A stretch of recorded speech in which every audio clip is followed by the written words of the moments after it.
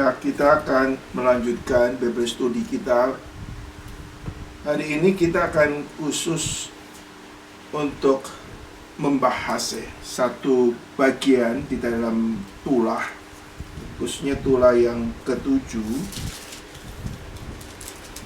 Karena ini adalah peralihan daripada tulah-tulah yang sebelumnya. Mari kita sekali lagi kita akan masuk dalam doa ya. Bapa di surga, kami bersyukur setelah minggu-minggu yang lalu Engkau menyertai di dalam Bible Study kami. Ya, kami bisa melihat Tuhan bekerja di dalam sejarah, mengenapi rencana-Mu yang kekal di dalam dunia yang sementara ini. Sebentar kami akan melanjutkan studi kami melihat pekerjaan Tuhan di tengah-tengah bangsa Israel, khususnya di dalam rangka Engkau ingin membebaskan bangsa Israel dari perbudakan di Mesir. Kami mohon Roh-Mu yang kudus memberikan iluminasi, pencerahan, hikmat supaya kami boleh mengerti dan juga kami dapat manfaat, khususnya relevansinya dalam kehidupan kami. Inilah Tuhan doa kami, demi nama Tuhan Yesus Kristus kami bersyukur dan berdoa. Amin. Saudara, kalau kita melihat bagaimana Allah memberikan tulah-tulah kepada bangsa Mesir pada saat itu, maka kita melihat ada satu rangkaian di mana Allah menyatakan kehendaknya. Tulah-tulah yang terjadi itu bukan terjadi secara sporadis ya, tapi memang di dalam pengaturan Tuhan. Allah bisa saja langsung melakukan suatu tindakan drastis. Semua orang Mesir meninggal dunia, atau Allah dengan kuasa yang besar langsung menjemput bangsa Israel keluar dari tanah Mesir. Allah bisa melakukan itu. Tapi kita melihat bahwa Allah tidak melakukan itu. Dan memang, saudara, bukan tujuan Allah untuk langsung mengeluarkan bangsa Israel dari perbudakan di Mesir. Ada maksud rencana Tuhan, di mana Allah melalui proses yang terjadi ini ada tujuan. Ya, kalau kita melihat di dalam tulah-tulah yang diberikan, ada beberapa hal, kita ada rangkaiannya. Tulah antara tulah pertama, darah, katak, dan nyamuk ya. Ini diberikan di dalam suatu keadaan yang tidak terlalu lama. Jadi darah, katak, dan nyamuk itu langsung di mana waktu Firaun memberikan suatu respon tertentu, lalu Allah berpindah ke tulah-tulah yang lain, itu sifatnya temporary. Jadi air jadi darah itu secara temporary, setelah itu kembali menjadi air biasa. Atau katak muncul lalu hilang ya. Dari sini kita melihat di dalam terjadinya seperti ini bukan sesuatu sporadis, tapi memang ada tujuan-tujuan Tuhan di belakang semuanya itu, untuk menyatakan bahwa Allah itu lebih besar daripada dewa-dewa yang disembah daripada orang-orang Mesir pada waktu itu. Dan sekaligus bahwa kuasa Allah itu melampaui orang-orang ahli di Mesir ya. Contohnya air jadi darah dan katak ya. Muncul katak ya. Saudara, kita melihat bahwa untuk 1-2 tulah yang pertama, ahli-ahli Mesir bisa melakukan hal yang sama, tapi di dalam jumlah yang kecil ya. Tapi pada waktu nyamuk ya, nyamuk atau kutu ya, dari debu jadi nyamuk, itu orang ahli di Mesir sudah tidak bisa melakukan. Tapi itu efeknya sementara, saudara ya. Lalu kita melihat kemudian Allah melanjutkan tiga tulah berikutnya, yaitu adanya lalat, ternak pada mati, dan bisul. Nah, ini efeknya itu lebih berat daripada sebelumnya, saudara.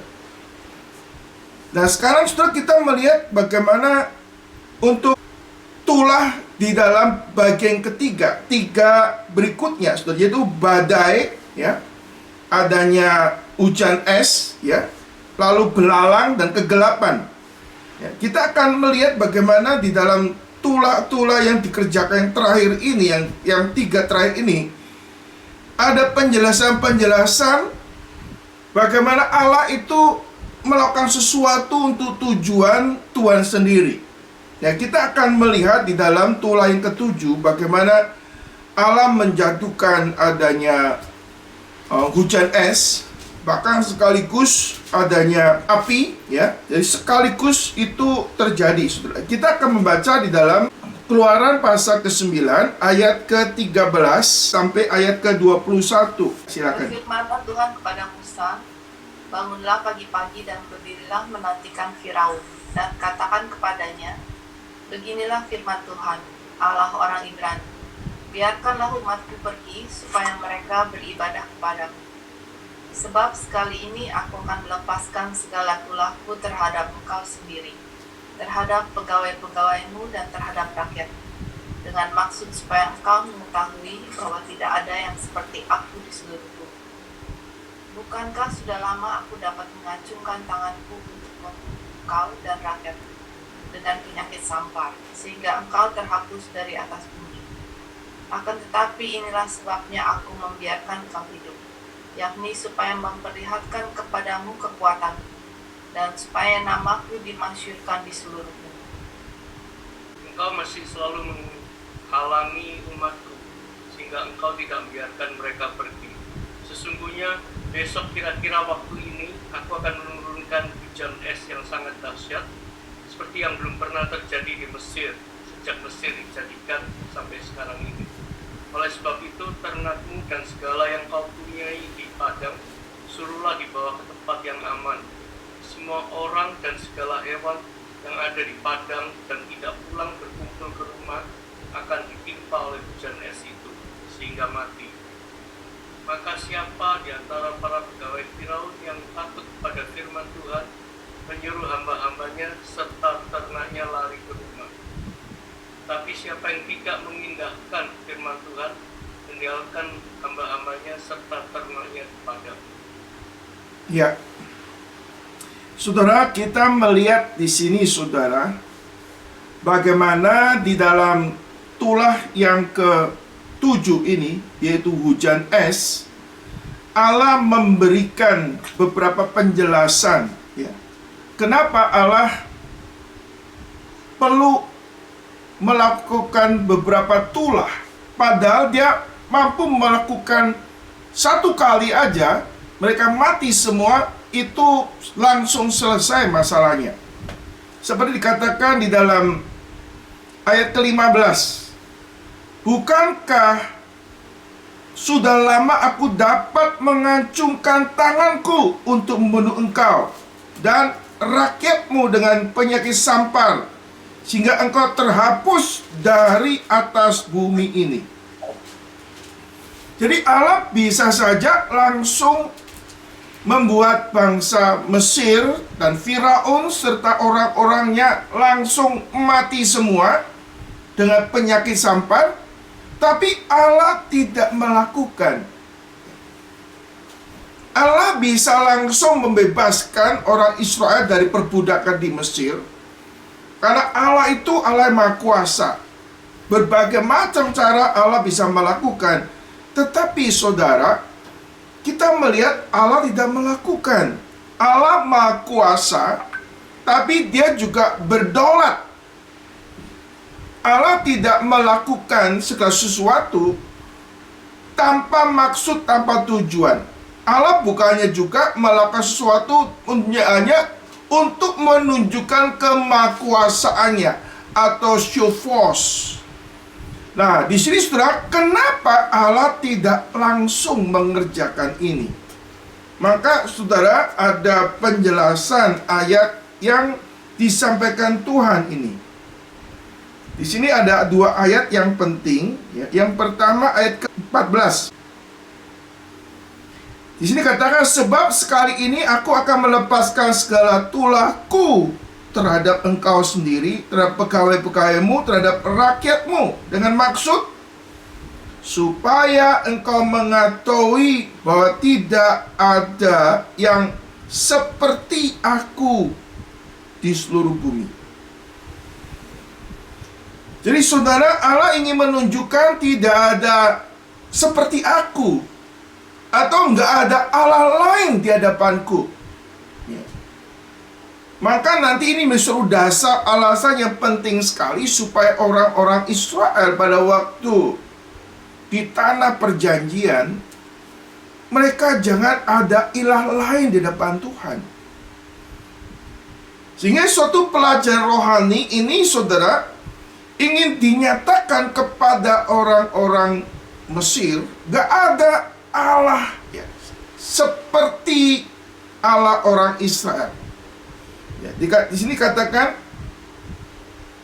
tidak ada yang seperti aku di seluruh bumi. Seringkali kita mengatakan jangan ada ilah lain. Artinya tidak ada sesuatu yang bisa disejajarkan dengan Tuhan. Tidak ada yang equal dengan Tuhan. Allah yang kudus ya. Allah yang kudus itu artinya sudah Allah yang terpisah dengan apapun, dan Allah yang unik yang tidak bisa disejajarkan dengan apapun dan siapapun. Jadi saudara, melalui tulah-tulah yang diberikan kepada orang-orang Mesir untuk menyatakan tidak ada Allah seperti aku. Sehingga saudara, ini menyatakan bahwa Allah yang melakukan tulah ini adalah Allah yang sejati, yang lain itu Allah yang palsu. Sekaligus saudara, dalam bagian ini Tuhan ingin menyatakan apa yang dikerjakan ini belum pernah terjadi. Artinya hanya Allah yang bisa mengerjakan. Maka di sini katakan ada dua bagian ayat yang menegaskan yang sebelumnya Allah belum menyatakan bahwa kali ini Allah menurunkan adanya hujan es, belalang, dan juga adanya kematian yang sebelumnya belum pernah terjadi. Artinya ini bisa terjadi karena Allah yang mengerjakannya. Saudara Yesus Kristus, kita melihat di dalam ayat yang ke-18 ya. Saya akan bacakan. Sesungguhnya besok kira-kira waktu ini aku akan menurunkan hujan es yang sangat dahsyat, seperti yang belum pernah terjadi di Mesir sejak Mesir dijadikan sampai sekarang ini. Saudara, kita melihat bahwa Allah melakukan sesuatu ya, yang belum pernah terjadi. Ayat 24 diulang lagi, saudara. Dan turunlah hujan es beserta api yang berkilat-kilat di tengah-tengah hujan es, terlalu dahsyat, seperti yang belum pernah terjadi di seluruh negeri orang Mesir sejak mereka menjadi suatu bangsa. Saudara, kalau ada dua kalimat diulang itu menjadi bagian yang penting sekali, saudara. Jadi Allah melakukan ini ya, sebagai nggak ada seperti aku, sekaligus Allah bukannya sekali menyatakan seperti aku, tapi juga Allah ada suatu action yang belum pernah terjadi di tanah Mesir, yang menyatakan bahwa Allah itu berdaulat atas alam semesta. Nah, khususnya saudara, kalau kita melihat di dalam bagian ini, saudara, Tuhan sedang mendemonstrasikan kuasa yang besar menghadapi dewa-dewa yang ada di Mesir pada waktu itu, saudara. Saudara, Tuhan Yesus Kristus, kalau kita melihat ada hujan es, adanya belalang dan kegelapan, ini menyatakan mewakili ya, ada kuasa-kuasa di Mesir, saudara. Nah, contohnya saudara, berhubungan dengan hujan es, ya, berarti Allah tuh berdaulat atas alam. Ya. Ini sedang memberikan counter kepada dewa langit atau dewi langit, dewi kesuburan tanaman, atau dewa badai. Waktu itu orang-orang Mesir percaya adanya Dewi Nut, Dewi Osiris, dan Dewa Set. Dewi Nut yaitu Dewi Langit yang menguasai langit. Dewa Osiris, Dewa kesuburan tanaman. Dewa Set yaitu Dewa badai. Nah, kita melihat saudara, Allah melampaui dewa-dewa ini menurunkan hujan es. Lalu kita melihat, kalau kita melihat adanya belalang, itu juga bergaul. Belalang itu menjadi hama yang menghabisi semua tanaman yang masih tersisa setelah hujan es. Itu juga menyatakan penaklukannya kepada dewa langit, dewa kesuburan, dan dewa badai. Jadi Allah menyutukan bahwa tidak ada Tuhan seperti dia, termasuk dewa-dewa yang disembah oleh orang Mesir. Lalu puncaknya kegelapan yang besar ini menyatakan dewa matahari atau Ra ditaklukkan juga melalui ini. Sehingga kita melihat bahwa Tuhan ingin menyatakan tula-tula ini untuk menyatakan bahwa Allah itu berdaulat atas alam sekaligus atas dewa-dewa yang ada di Mesir, saudara. Terlebih itu, saudara, Tuhan bukan hanya sekedar menyatakan kebesarannya kepada Mesir atau Firaun, tapi Tuhan ingin menyatakan kebesarannya untuk seluruh bumi. Karena waktu itu Mesir negara superpower. Dan apa yang terjadi di Mesir pasti akhirnya akan terekspos di tempat-tempat yang lain di seluruh bumi, saudara. Maka saudara, ayat ke-16, akan tetapi inilah sebabnya aku membiarkan engkau hidup, yaitu supaya memperlihatkan kepadamu kekuatanku, dan supaya namaku dimasyurkan di seluruh bumi. Saudara, kalau kita melihat yang pertama, supaya orang Israel tahu tidak ada yang seperti aku di seluruh bumi. Yang kedua, supaya memberikan kepadamu kekuatanku, dan supaya namaku dimasyurkan di seluruh bumi. Saudara, kita melihat bagaimana tujuan Allah menyatakan tula-tula itu supaya nama Tuhan itu ditinggikan. Nama Tuhan masyhur melampaui dewa-dewa kepercayaan-kepercayaan yang dianut oleh orang-orang Mesir pada saat itu. Tapi juga kelak akan menyatakan bahwa Allah itu jauh lebih besar dari apapun siapapun di dalam dunia ini. Nah, kita melihat saudara, Allah yang membebaskan orang Israel dari tanah Mesir itu Allah yang sejati, Allah yang berkuasa atas bangsa-bangsa, Allah yang berkuasa atas segala dewa-dewa dalam dunia ini. Gak ada Allah lain kecuali Allah Yahweh yang disembah oleh Allah Abraham, Allah Ishak, dan Allah Yakub. Saudara, dalam hidup kita kadangkala kita ada masalah dalam hidup ini, dan masalah-masalah itu tidak langsung selesai. Saudara, waktu masalah nggak langsung selesai, kadangkala kita bisa ragu-ragu akan kemampuan kuasa Tuhan. Kadang-kadang kita bisa membuat ragu-ragu akan kasih Tuhan kepada saya. Kalau Allah Maha Kuasa, kenapa Tuhan kok tidak menyatakan kuasanya menolong saya? Kalau Allah Maha Kuasa mampu melakukan, kenapa Dia tidak mengasihi saya? Dia membiarkan saya dalam kesulitan. Saudara kata Yesus Kristus, kadangkala Allah menunda, ya, menyatakan kuasanya, pertolongannya pada kita. Ada maksud Tuhan di belakang itu semua. Maksud Tuhan pertama bisa menguji sampai di mana iman, kesetiaan, tergantungan kita kepada Tuhan. Atau sekaligus melalui kesulitan itu kita bisa melihat bahwa Allah itu Allah yang besar, melampaui semua kesulitan yang kita hadapi. Dia sanggup melakukan hal-hal yang belum pernah terjadi di dalam kehidupan kita sebagai anak-anak Tuhan.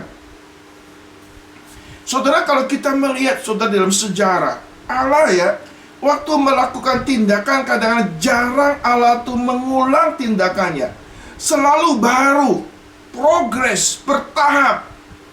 Ada sesuatu peningkatan-peningkatan yang Tuhan ingin mau kerjakan di dalam kehidupan saudara dan saya. Dan kita perlu belajar sabar, dan kita harus terus belajar untuk beriman dan berharap, dan ada penyerahan total kepada Tuhan.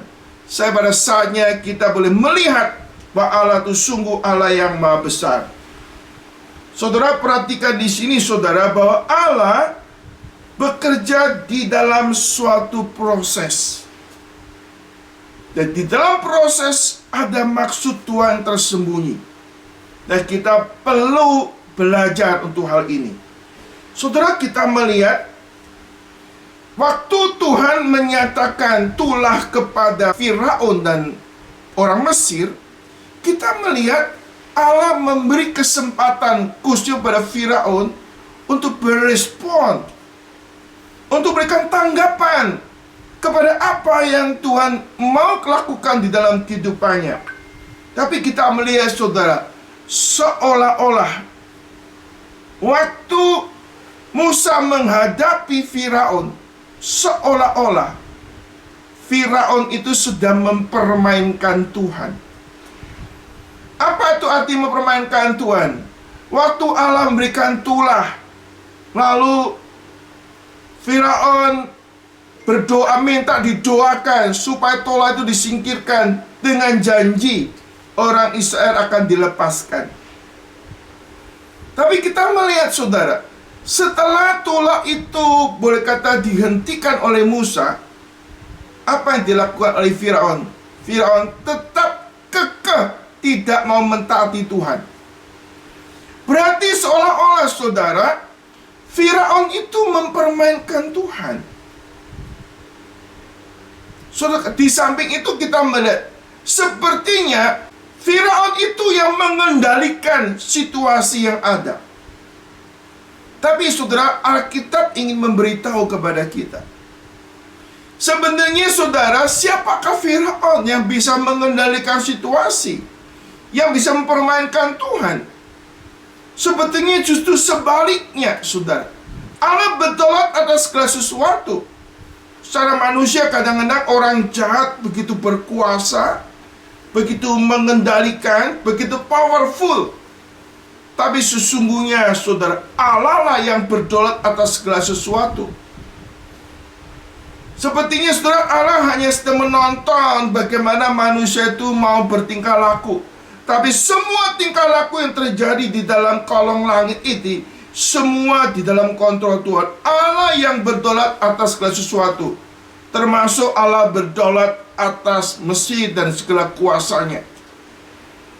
Saudara, tetapi sepertinya waktu orang jahat seperti Firaun, kita melihat seperti Firaun itu yang mengendalikan sesuatu, bisa mempermainkan Tuhan. Tapi sesungguhnya justru Allah sedang menonton bagaimana si Firaun dan orang Mesir yang sedang mempermainkan Tuhan, tapi sebenarnya sedang di dalam pengawasan dan kontrol Tuhan. Allah yang lebih besar daripada Firaun. Saudara, kata Yesus Kristus, kita coba mau studi dalam komparasi antara sikap Musa dengan sikap daripada Firaun. Saudara, kita melihat Musa juga pada awalnya dia tidak taat kepada Tuhan. Dia menyampaikan keberatannya 4 kali kepada Tuhan. Sampai dia terakhir mengatakan, pilih saja si Harun untuk pergi ke tempatnya Firaun, ke Mesir. Akhirnya Tuhan itu marah. Lalu Allah mendesak, kamu yang harus pergi. Saudara, Musa menolak perintah Tuhan, tidak mau taat kepada Tuhan. Tapi akhirnya Allah yang berdaulat. Tetap kehendak Tuhan tidak bisa digagalkan oleh manusia. Saudara, hal yang sama di sini, saudara. Firaun sepertinya melawan, menentang Tuhan, tidak taat kepada Tuhan, tidak taat kepada Tuhan, tidak taat kepada Tuhan, sampai 9 kali Allah memberikan tulah. Sampai akhirnya kita melihat tulah yang ke-10. Tulah ke-10 akhirnya diizinkan oleh Firaun orang Israel itu keluar dari tanah Mesir. Tapi waktu pergi, Firaun tetap mengkeraskan hati, mengejar orang Israel. Lalu kita melihat, saudara, Firaun menentang Tuhan. Allah menjatuhkan tulah 10 kali.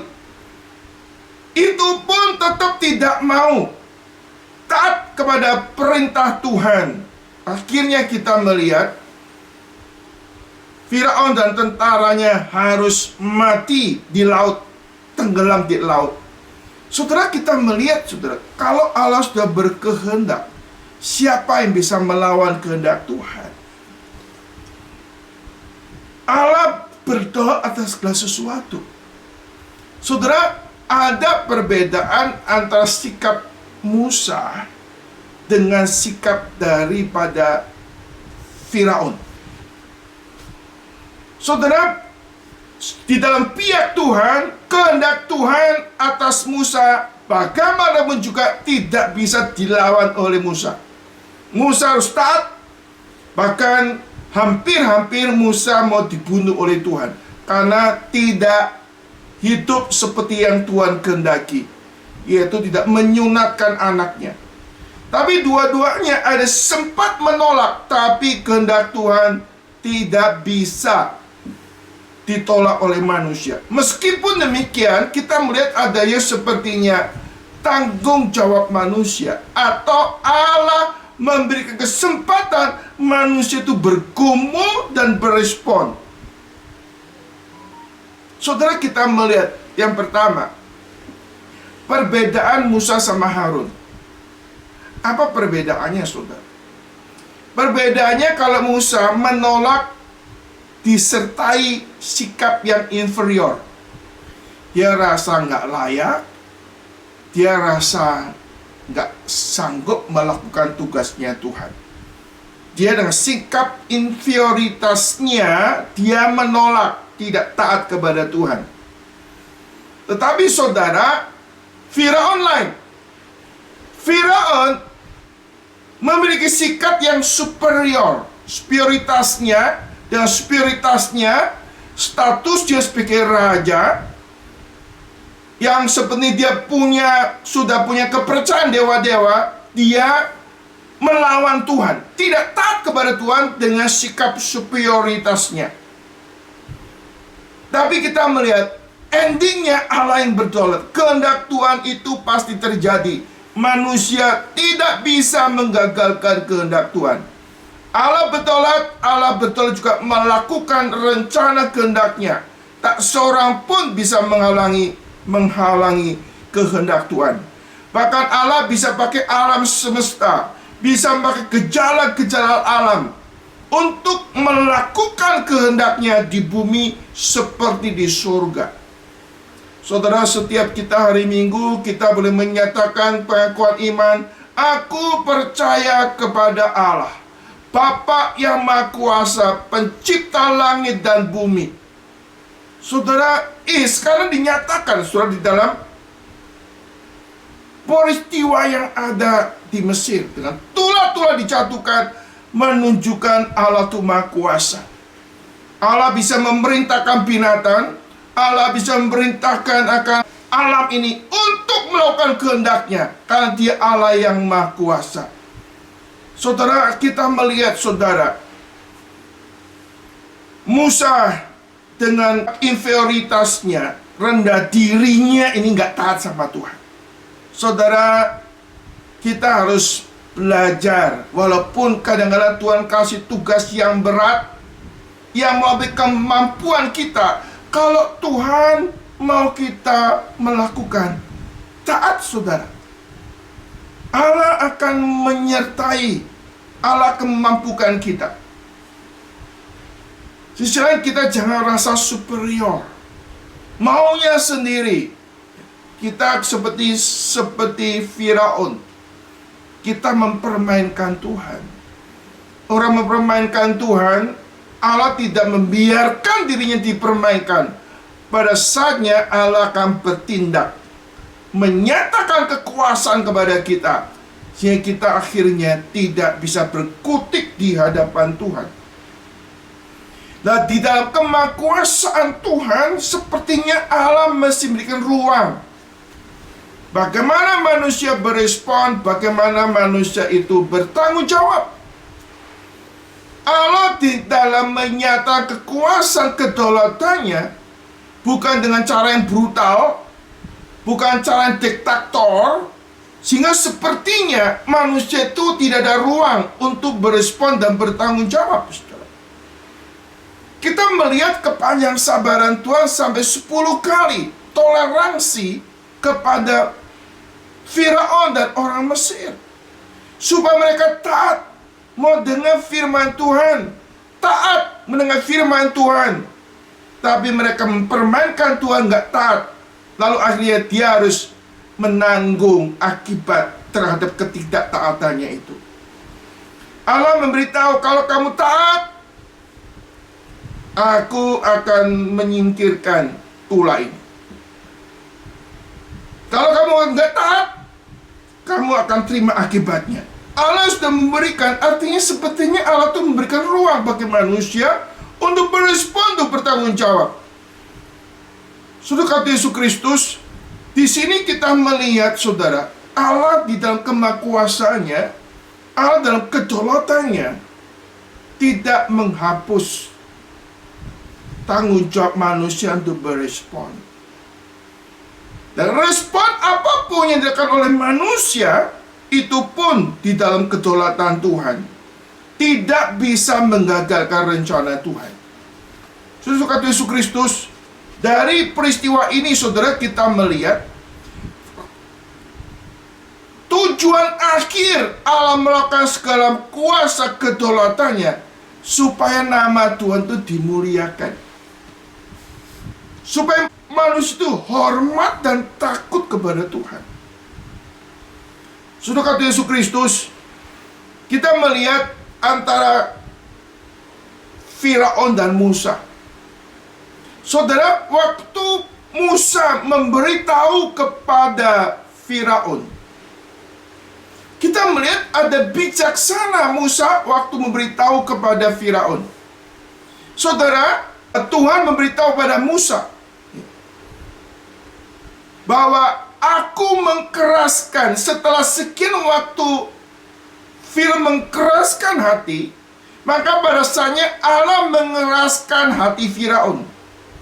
Musa tahu bahwa Firaun itu akan sulit dan akan mengkeraskan hati. Dan sisi lain, pada saatnya Allah beritahu pada Firaun, aku yang mengeraskan hati Firaun. Tapi saudara, dari pihak Firaun tidak tahu kalau Allah telah mengkeraskan hati. Sehingga waktu Firaun itu berespon dan bertindak dengan pemahaman dia merasa punya kebebasan, punya kuasa, dia punya dominasi untuk melakukan apapun yang dia mau. Tapi di dalam sudut pandang Tuhan, di dalam kedaulatan Allah, semua terjadi juga di dalam kontrol kedaulatan Tuhan.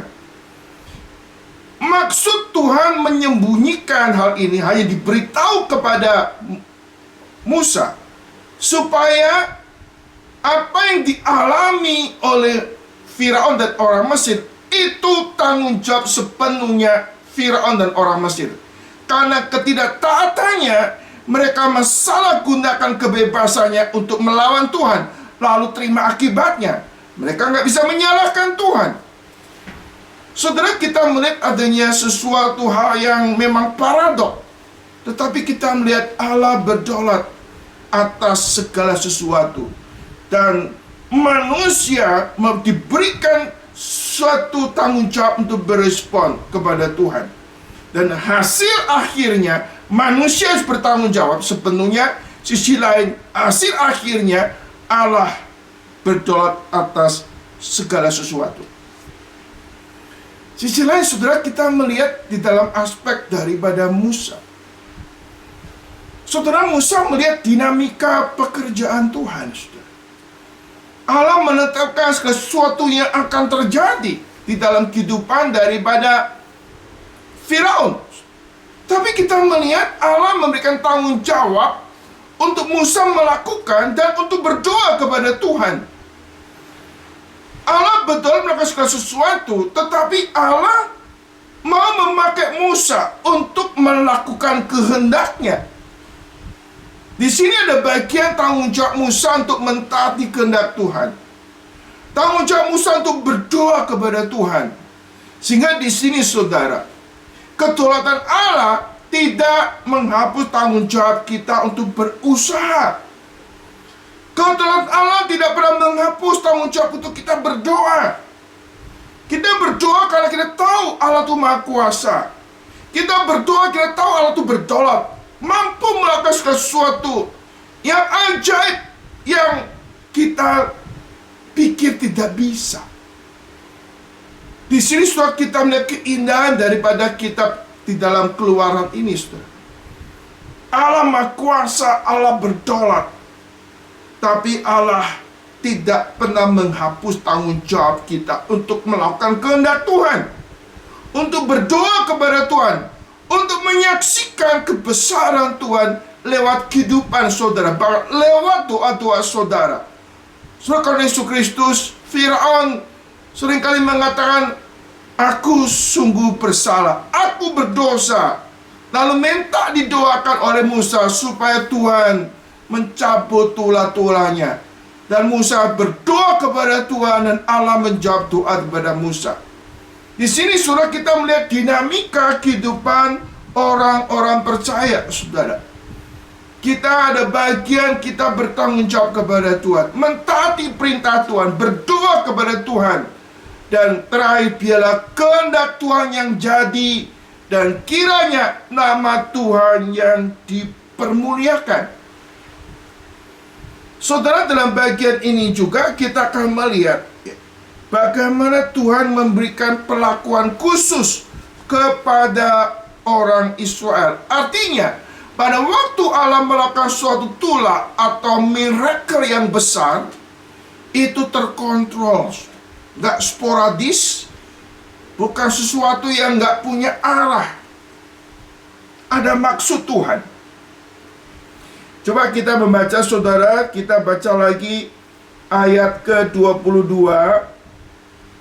sampai ayat 26.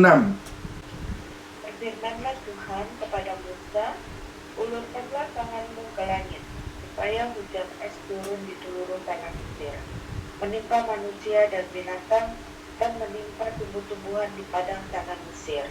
Lalu Musa mengulurkan tongkatnya ke langit, maka Tuhan mengadakan gurun dan hujan es, dan api pun menyambar ke bumi, dan Tuhan menurunkan hujan es meliputi tanah Mesir. Dan turunlah hujan es beserta api yang berkilat-kilat di tengah-tengah hujan es itu.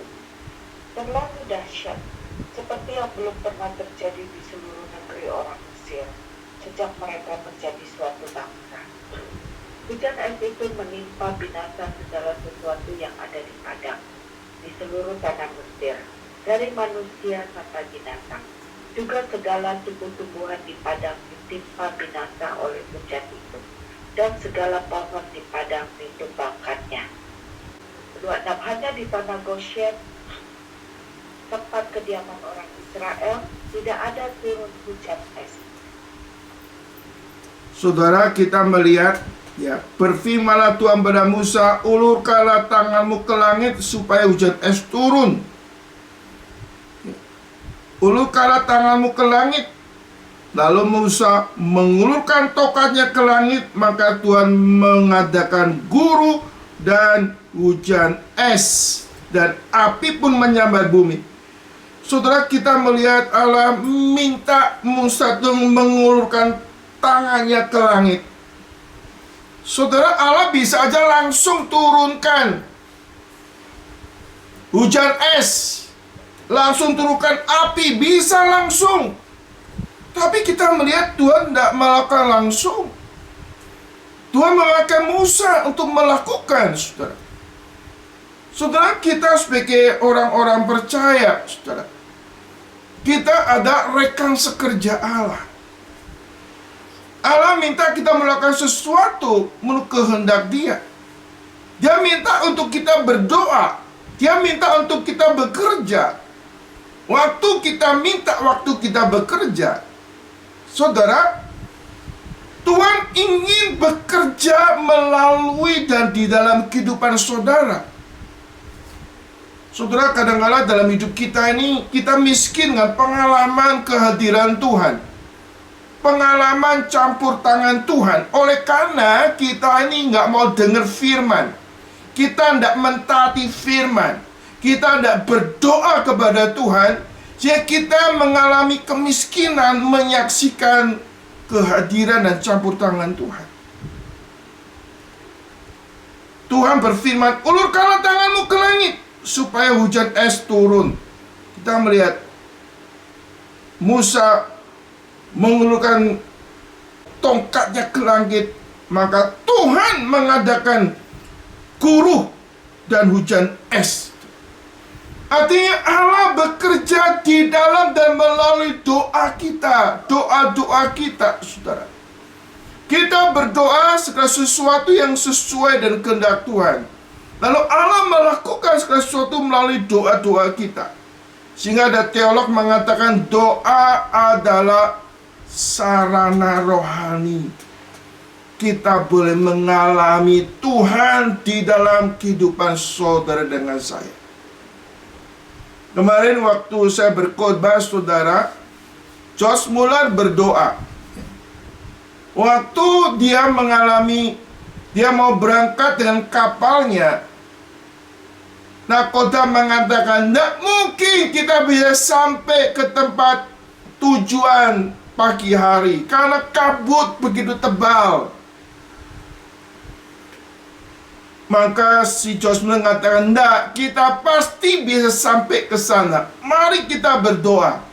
Dia masuk kamar, Josh mulai berdoa, menyerahkan keadaan situasi itu kepada Tuhan. Josh mulai yakin doanya akan didengar, dijawab oleh Tuhan. Kemudian kita mengetahui nakodanya mau berdoa, malah si Josh mengatakan, kamu nggak perlu doa. Kamu nggak beriman. Kamu nggak beriman, you berdoa, kau sudah mempermainkan Tuhan. Nggak perlu doa.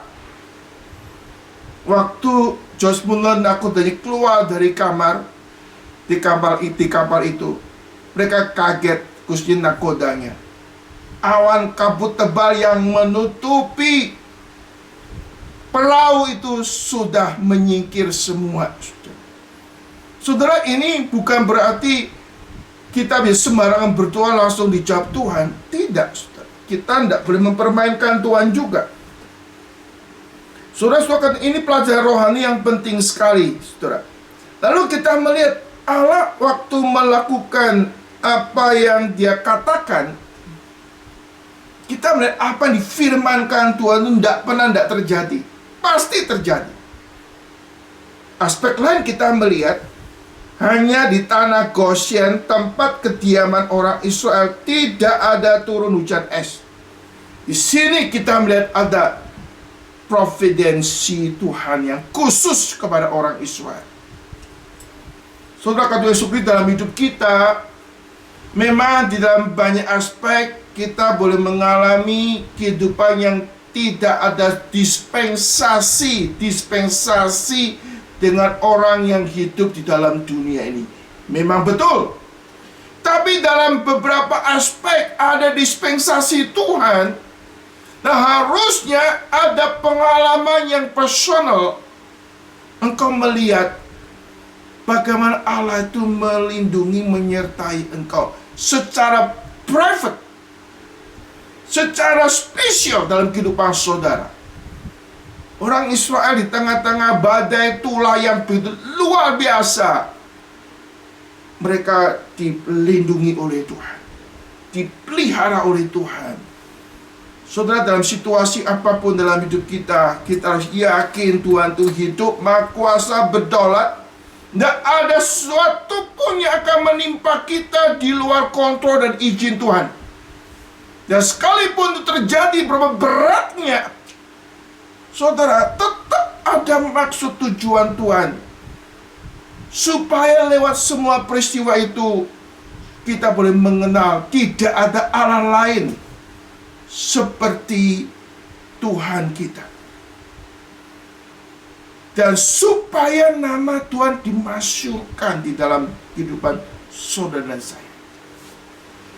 Saudara, kalau kita nggak ada pengalaman kesulitan hidup, saudara, maka kita juga sedikit pengalaman melihat kebesaran Tuhan.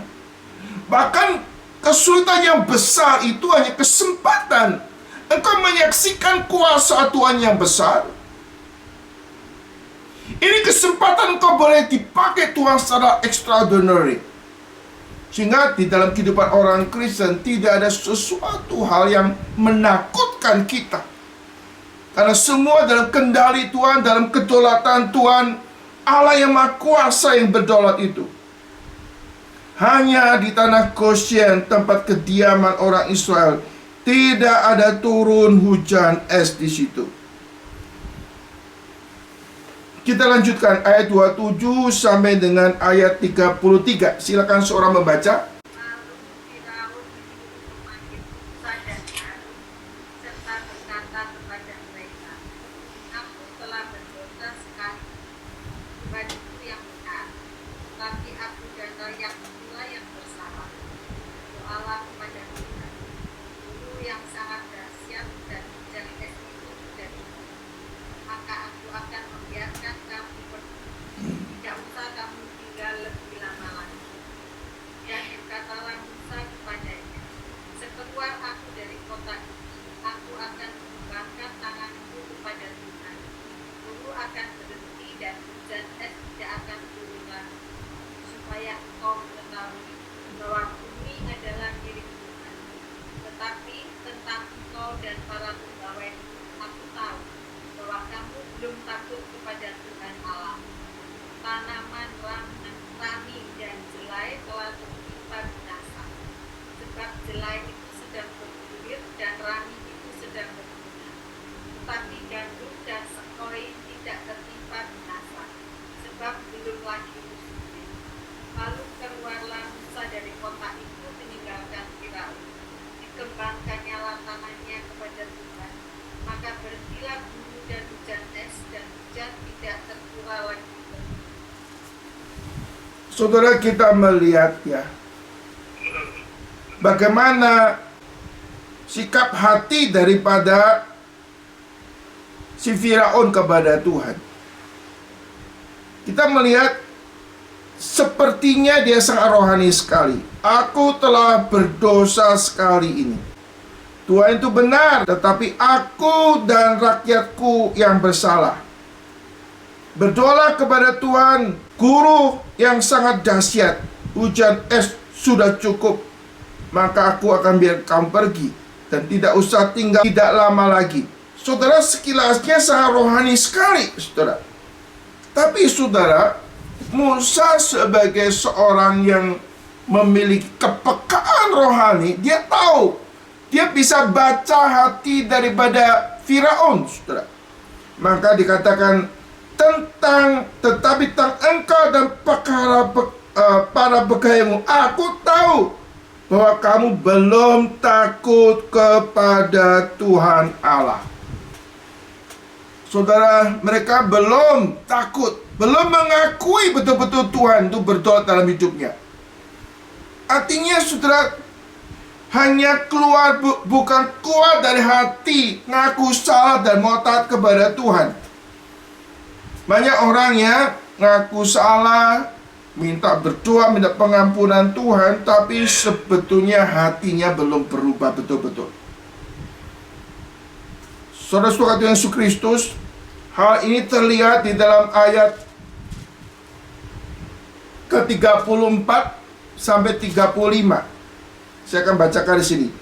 Tetapi ketika Firaun bawa hujan es dan guru telah berhenti, maka teruslah ia berbuat dosa. Ia tetap berkeras hati, baik ia maupun pegawainya. Keraslah hati Firaun, sehingga tidak membiarkan orang Israel seperti yang telah difirmankan Tuhan kepada perantaraan Musa. Kita melihat surga Tuhan Yesus Kristus. Inilah sikap hati daripada yang namanya Firaun dan orang-orang itu. Walaupun telah melihat tulah-tulah yang besar, melihat bagaimana Allah itu bisa menurunkan tulah, bisa menghentikan tulah, tapi saudara, mereka belum betul-betul hatinya itu takut kepada Tuhan. Artinya belum betul-betul mempercayakan hidupnya untuk betul-betul taat kepada Tuhan. Saudara, ini cermin kehidupan orang Israel yang seringkali begitu, saudara. Orang Israel pada waktu dalam kesulitan, mereka berdoa kepada Tuhan. Tuhan menolong mereka. Setelah Tuhan tolong, mereka berbuat dosa lagi, Lalu waktu mereka berbuat dosa, waktu mereka bertobat, Allah membebaskan mereka, menolong mereka. Tapi setelah mereka ditolong oleh Tuhan, mereka berbuat dosa lagi. Mereka mempermainkan Tuhan. Saudara-saudara Tuhan Yesus Kristus, kita melihat Firaun. Firaun adalah orang yang sudah percaya, mengenal Tuhan, melihat mujizat Tuhan, melihat tulah Tuhan. Tapi saudara, Firaun masih mengeraskan hatinya. Kenapa, saudara? Karena ada hal-hal yang masih mengikat di dalam kehidupannya. Saudara, inti daripada orang Israel dibebaskan dari tanah Mesir, intinya bukan sekedar berubah menjadi orang otonomi, lepas daripada kekuasaan daripada Mesir. Orang Israel dibebaskan dari tanah Mesir, sebetulnya intinya mereka memiliki keadaan yang berbeda di dalam siapa yang menjadi tuan mereka. Waktu orang Israel di Mesir, saudara, tuan mereka Firaun. Mereka harus mengabdi kepada Firaun, harus taat pada Firaun.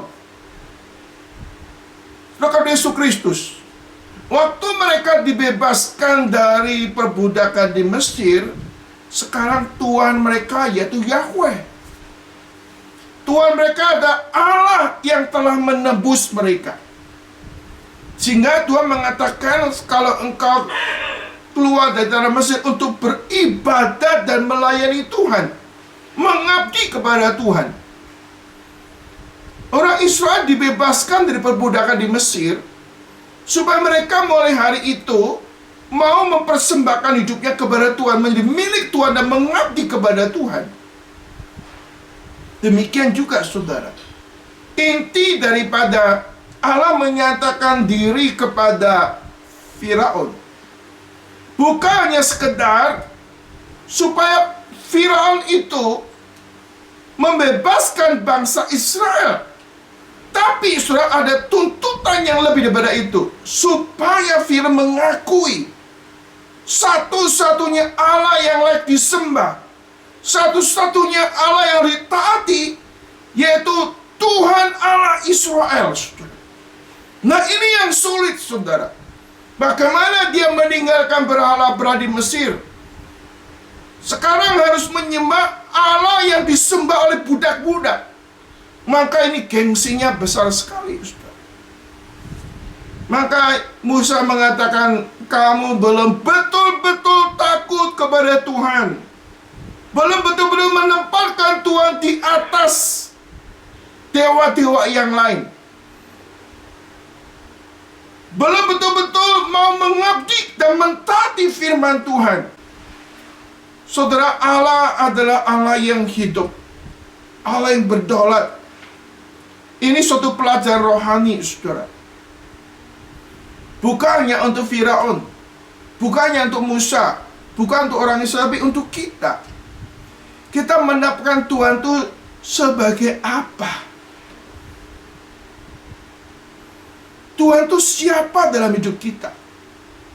Apa kita mengakui bahwa hidup kita ini milik Tuhan?